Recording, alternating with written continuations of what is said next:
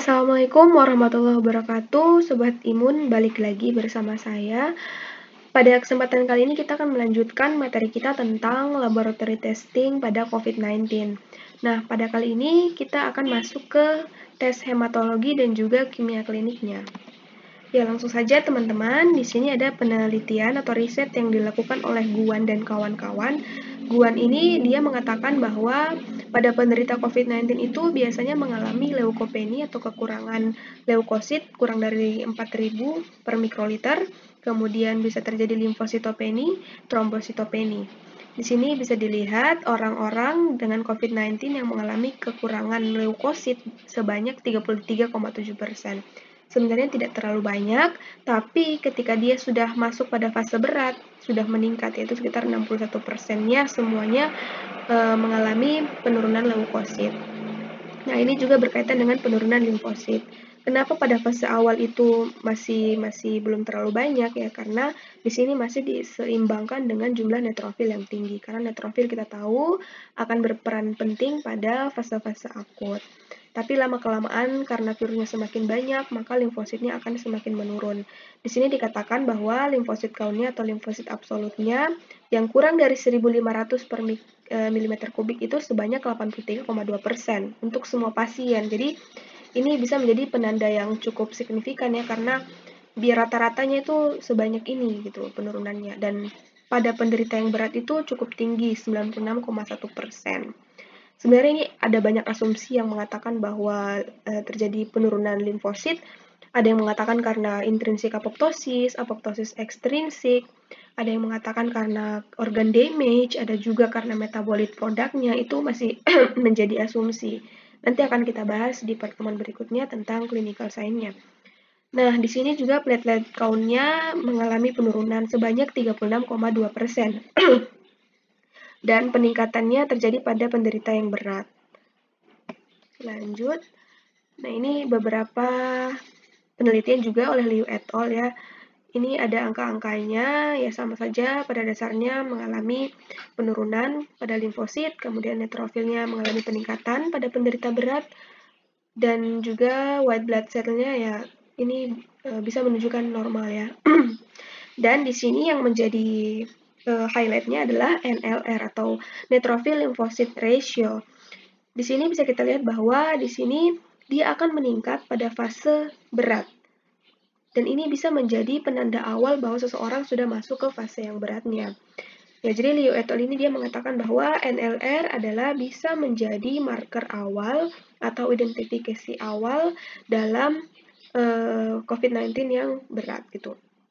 Nah, di sini juga ada multivariate analisis yang dilakukan oleh Liu dan kawan-kawan.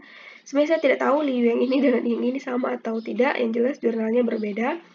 Di sini dari 245 pasien COVID yang dianalisis bahwa peningkatan NLR itu menyebabkan kematian sebanyak 13,47%. Jadi dari semua pasien yang mengalami semua pasien ya yang mengalami peningkatan NLR itu kematiannya sebanyak 13,47%, cukup tinggi. Dan 8% lebih tinggi dari yang tidak mengalami peningkatan NLR gitu. Jadi NLR ini sangat-sangat bagus untuk kita teliti di hematologinya. Nah, ini ada meta-analisis dari limfositopeni yang dilakukan oleh Zhao Wei dan kawan-kawan.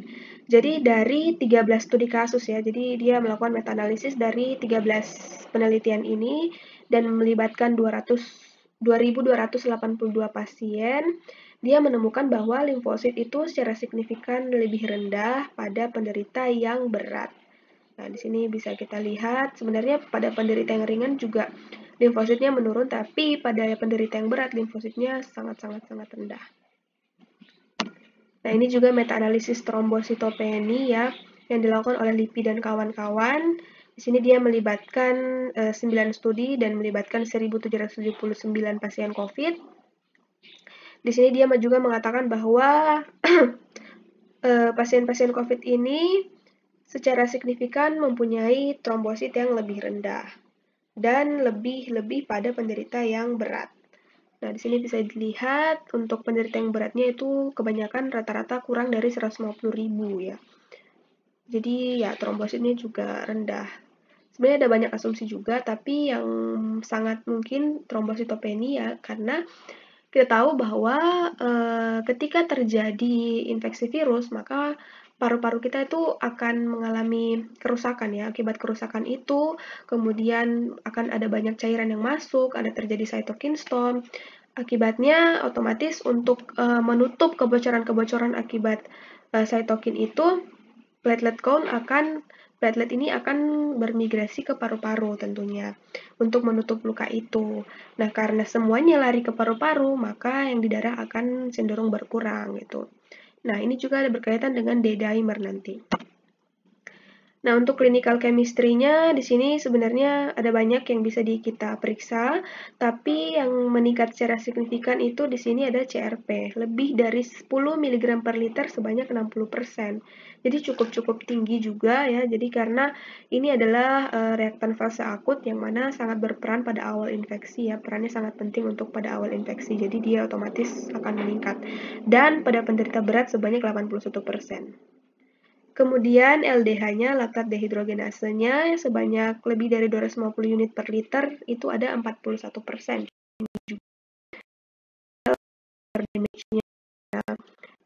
Sebenarnya ini sensitif tapi tidak spesifik karena organ-organ lain pun kalau terjadi kerusakan bisa terjadi peningkatan LDH. Jadi harus benar-benar dipastikan bahwa tidak terjadi kerusakan pada organ lain selain paru-paru. Kemudian D-dimernya lebih dari 0,5 mg per liter sebanyak 46%. Nah, jadi ini D-dimer itu adalah produk-produk dari penghancuran fibrin ya. Jadi karena trombosit sudah bekerja menutup luka di paru-paru, otomatis kan harus terjadi perombakan tuh agar tidak terjadi penyumbatan. Nah, perombakannya itu yang disebut dengan D-dimer. Jadi semakin tinggi D-dimer, semakin tinggi juga kebocoran pada paru-parunya itu. Jadi bisa dijadikan indikasi bahwa seseorang sudah menderita COVID-19. Nah, ini juga ada beberapa penelitian yang lain ya. Ini untuk angka-angkanya. Jadi di sini bisa kita lihat untuk semua pasien sebenarnya sudah tinggi 12 mg per liter. Tapi pada pasien yang berat itu naik menjadi 23,5 mg. Ini miligram loh ya. Ini cukup banyak berarti. Kemudian juga ada serum urea nitrogen ya. Di sini juga cukup tinggi pada penderita yang berat, kreatinin. Nah, ini mungkin berkaitan sama ginjalnya ya. Kemudian glukosanya juga. Kemudian ada alanin aminotransferasenya, ada ALT-nya. juga cukup tinggi.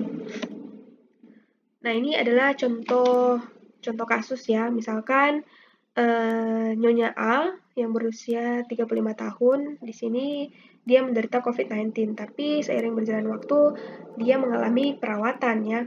Bisa dilihat di sini ALC atau absolute lymphocyte count-nya itu pada awalnya 1089. Ini sebenarnya sudah rendah juga, tapi pada hari kedua ini itu cukup menurun, kemudian meningkat lagi dan meningkat lagi, sudah kembali normal, yaitu lebih dari 1500 per mikroliter. Ini mungkin pasiennya sudah sembuh. Kemudian NLR-nya juga pada awalnya sangat tinggi, kemudian menurun, jadi semakin sehat dia, NLR-nya semakin normal. Kemudian CRP-nya juga semakin menurun. Ini mungkin pada awal infeksi sangat-sangat tinggi, yang 44 mg ini. Dan menurun kurang dari 10 mg. Nah, ini adalah beberapa yang harus kita perhatikan juga ketika kita mengerjakan hematologi. Di sini dikatakan bahwa untuk peranalitiknya kemungkinan terjadi kesalahan itu sebanyak 46-68%. Ini cukup tinggi, jadi harus benar-benar peranalitik kita tuh harus benar. Nah, apa saja yang bisa kemungkinan kesalahan yang terjadi? Di sini misalkan salah permintaan tes, kemudian salah menandai tes. Nah, ini biasanya untuk paper based ya, untuk yang masih menggunakan kertas, itu rentan kesalahan dibandingkan yang menggunakan sudah menggunakan sistem informasi yang menggunakan komputer ya. Karena harus secara manual kita checklist, kemudian belum lagi kalau kita lupa begitu ya. Kemudian kehilangan tes juga, ini formnya tuh hilang, kemudian salah mengidentifikasi pasien. Nah, ini juga faktor penting ya, karena Misalkan nih, ini dia harus diidentifikasi sebagai pasien COVID. Kalau kita identifikasi sebagai pasien pneumonia atau pasien TB, memang simptomnya agak mirip-mirip, tapi jika salah, otomatis kan pemeriksaan yang diajukan pun akan berbeda. Jadi ini harus benar-benar diperhatikan. Kemudian kesalahan dalam persiapan pasien ya, misalkan untuk pemeriksaan glukosanya harus dipuasakan, tapi tidak dipuasakan, ini juga bisa berdampak pada hasil yang dikeluarkan. Kemudian salah melabel tabung ya, ini juga penting banget karena bisa terjadi tertukar sampelnya atau malah kesalahan tabungnya misalkan. Nah, ini juga perlu diperhatikan. Kesalahan pengumpulan sampel ya, misalkan sampel yang kurang, kemudian praktisnya itu salah, kemudian bisa menjadi hemolisis ataupun lipemik, ini juga bisa mempengaruhi hasil yang dikeluarkan. Selanjutnya yaitu salah penanganan sampel dan juga transportasinya. Transportasi ini harus diperhatikan mengenai suhu, kemudian jenis guncangan yang mungkin terjadi, ini juga harus diperhatikan. Untuk analisisnya ya sekitar 7-13% saja ya, karena hampir 80-70% itu pekerjaan analisis dilakukan oleh alat. Jadi alatnya harus benar-benar baik, jangan sampai analytical error-nya justru pada alat itu sendiri. Kemudian untuk post analitiknya cukup tinggi juga, 19-47% ya. Ini sebenarnya pada akhir, tapi jangan karena tinggal menulis hasil saja kita langsung lengah. Di sini justru tingkat kesalahannya itu cukup tinggi. Seperti kehilangan tes itu sendiri ya, paper base sekali lagi, kemudian waktu pengerjaan yang cukup lama, kemudian salah mentranskripsi, salah menginterpretasi, itu juga menjadi faktor penting. Ya mungkin cukup sekian dulu, nanti kita lanjut ke PCR insya Allah. Wassalamualaikum warahmatullahi wabarakatuh.